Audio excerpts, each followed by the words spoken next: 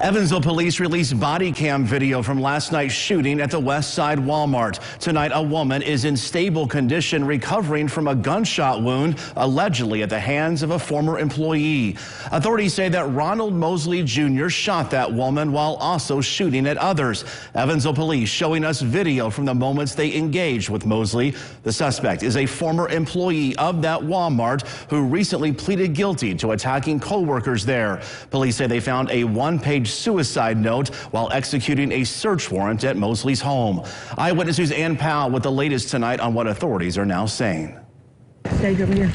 Shots fired. East side. It was a chaotic scene when a former employee opened fire last night at the West Side Walmart. They're electronics. He's shooting from the east. Can we get in? Police say about 40 employees and 40 shoppers were in the store when Ronald Mosley, a former employee himself, walked in with a gun. They say he went inside the break room, where an employee meeting was just starting. Employees were starting to gather in the break room, getting ready for this meeting. Mosley entered the break room at that time and brandished a 9mm handgun. Mosley ordered all of the occupants of the room to stand against the back wall. Sergeant Gray says officers arrived about 4 minutes after the 911 call and immediately entered the store. She says Mosley moved around the store, firing at officers inside and outside of Walmart. Can we break in the door? Whoa.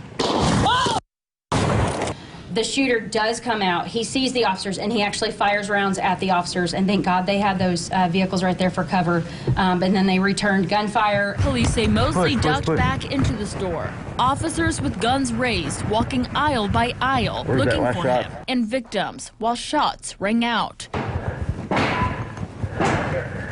After about 12 minutes, Sergeant Gray says Mosley was shot by police after repeatedly telling him to put the gun down. He's down. I'm moving up. Hold fire! Hold fire! Officers and Vandenberg County Sheriff deputies running towards gunfire.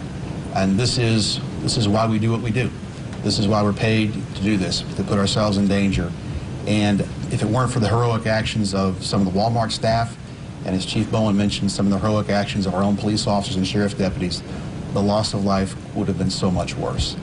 There is a lot of Evansville police officers and Vandenberg County Sheriff's deputies that were in that building last night that are absolutely heroes. More than 90 officers from the Evansville Police Department, the Vandenberg County Sheriff's Office, and several other agencies responded to the scene. None of them were injured. In Evansville, Ann Powell, Eyewitness News.